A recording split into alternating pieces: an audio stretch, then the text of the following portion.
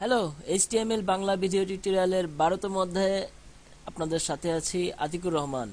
আমরা এই অধ্যায়ে দেখব এইচটিএম ড্রিম ওয়েভারে এইচটিএমএল এর কাজ কিভাবে করতে হয়। আসলে এটি ড্রিম ওয়েভারের কোনো কোর্স না বা টিউটোরিয়াল না, এটি আসলে আমরা দেখব নোটপ্যাডে যেভাবে কাজ করেছি ঠিক সেই কাজগুলো ড্রিম ওয়েভারে কিভাবে করতে হয়। এজন্য আপনাদের ড্রিম ওয়েভার সফটওয়্যারটি দরকার হবে।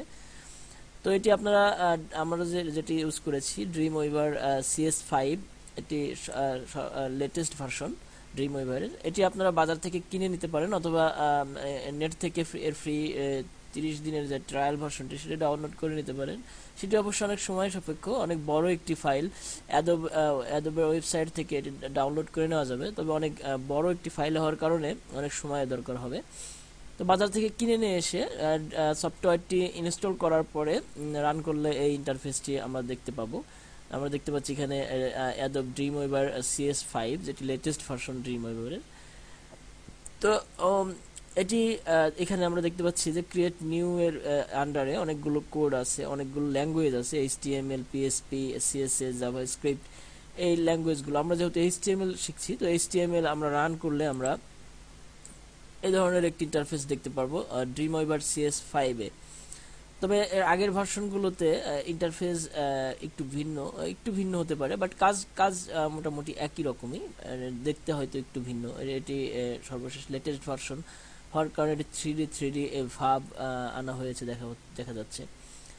তো আমরা দেখতে পাচ্ছি এখানে যে অটোমেটিক্যালি একটি কোড HTML এর যে বেসিক যে ফরম্যাট সেটি ড্রিমওয়েভার তৈরি করে দিয়েছে। আমরা হেড দেখতে পাচ্ছি, হেড ক্লোজ, হেডের ভিতরে টাইটেল দেখতে পাচ্ছি, টাইটেল আনটাইটেল ডকুমেন্ট। এখানে আমরা যে কোনো একটি টাইটেল দিয়ে দিতে পারবো।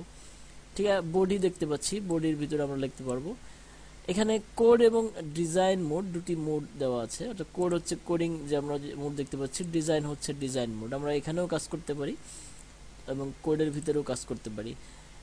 তো আমরা দেখি যে ড্রিমওয়েভার আসলে কিভাবে কাজ করতে হয়। ঠিক সেম আমাদের নোটপ্যাডের মতোই, নোটপ্যাডের থেকে ভিন্ন না, একইভাবে লিখতে হবে। এখানে একটা সুবিধা, আপনি যাই লিখতে চাবেন ড্রিমওয়েভার আগে থেকেই সেটি আপনাকে শো করবে। যেমন আমরা যদি বডির ভিতরে বিজি কালার দিতে চাই, এখানে আমরা বি লেখার সাথে সাথে অনেকগুলো অপশন চলে আসছে, ব্যাকগ্রাউন্ড, বিজি কালার। তো আমাদের এখান থেকে লিখলে খুব দ্রুত এবং স্পেলিং ভুল হওয়ার, কোডিং ভুল হওয়ার কোনো সম্ভাবনা থাকবে না। এখানে থেকে আমরা যে কোনো একটি কালার, বিজি কালার আমরা সিলেক্ট করে দিয়ে দিতে পারি খুব সহজেই। এবং আমরা যদি ডিজাইন মোডে গিয়ে ক্লিক করি, তাহলে আমরা দেখতে পারবো আমরা যে কালারটি সিলেক্ট করেছিলাম সেই কালারটি কিন্তু অটোমেটিক্যালি হয়ে গেছে। ঠিক একইভাবে এখন আমাদের সেভ করে দিতে হবে। আমরা যেভাবে নোটপ্যাড যেভাবে সেভ করেছি, যে সেভ অথবা সেভ অ্যাজ দিয়ে আমাদের ফাইলের নামটি যে কোনো একটি নাম দিয়ে আমাদের সেভ করে দিতে হবে। .html এরকম সেভ করে দিতে হবে। এখানে অনেকগুলো অপশন আছে, তো এগুলো আসলে সব অপশন এখানে দেখানো হবে না, কারণ এটি ড্রিমওয়েভারের কোনো কোর্স না। আমরা জাস্ট দেখব কিভাবে কাজ করতে হয়।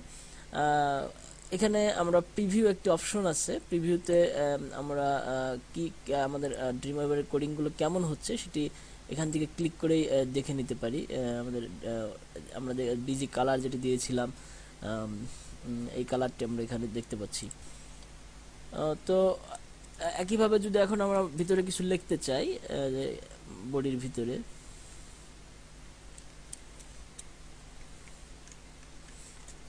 this is Dreamweaver tutorial, আমরা যদি এটিকে সেভ দেই, প্রিভিউ ইন ফায়ারফক্স দিচ্ছি, সেভ চেঞ্জ ইয়েস, তাহলে আমরা দেখতে পাচ্ছি এখানে লেখাটি দেখা যাচ্ছে। তো এখানে খুব সহজেই আমরা যে কোডটুকু লিখতে চাবো, আমরা যে কালারটুকু দিতে চাবো, যে কালার দিতে চাবো, সেই কালারগুলো অটোমেটিক্যালি এখানে তৈরি হবে। ড্রিমওয়েভারের এই কাজটি দেখো, আমরা বিজি কালার লেখার সাথে সাথে এখানে অনেকগুলো কালার প্যালেট চলে এসেছে, যেখান থেকে আমরা যে কোনো একটি কালার চুজ করে দিতে পারি। এটি আসলে আমাদের নোটপ্যাডে করতে গেলে, যেটি অনেক সময় সাপেক্ষ, কালারের কোডগুলো আমাদের দেখে দেখে নিতে হবে ফটোশপ থেকে, বাট এখানে অটোমেটিক্যালি সব কালার তৈরি করে দিচ্ছে। যে কোনো কোড আমরা করতে যাই না কেন, HTML, CSS, PHP সবগুলো কোডই আমাদের লেখার সাথে সাথে এখানে শো করবে। যেমন আমরা যদি টেবিল একটি ড্র করতে চাই, টিএ লেখার সাথে সাথে আমরা দেখতে পাচ্ছি টেবিল চলে এসেছে। আমরা জাস্ট এন্টারে প্রেস করলেই টেবিলটি কিন্তু হয়ে গেল, আমাদের পুরো টেবিলটুকু লিখতে হচ্ছে না। দেন একইভাবে যদি আমরা কোনো যেমন সেল প্যাডিং বা সেল স্পেসিং এই টাইপের কিছু লিখতে চাই, তো সিই ডাবল এল টেবিলের ভিতরে অবশ্যই এটি লিখতে হবে। যেমন সিই ডাবল এল সিই লেখার সাথে সাথে আমরা দেখতে পাচ্ছি সেল স্পেসিং, সেল প্যাডিং, এটি আমরা সিলেক্ট করে অথবা এন্টার প্রেস করে দিলে এটি কিন্তু হয়ে যাচ্ছে। আমাদের জাস্ট ভিতরে একটি ভ্যালু দিয়ে দিতে হবে।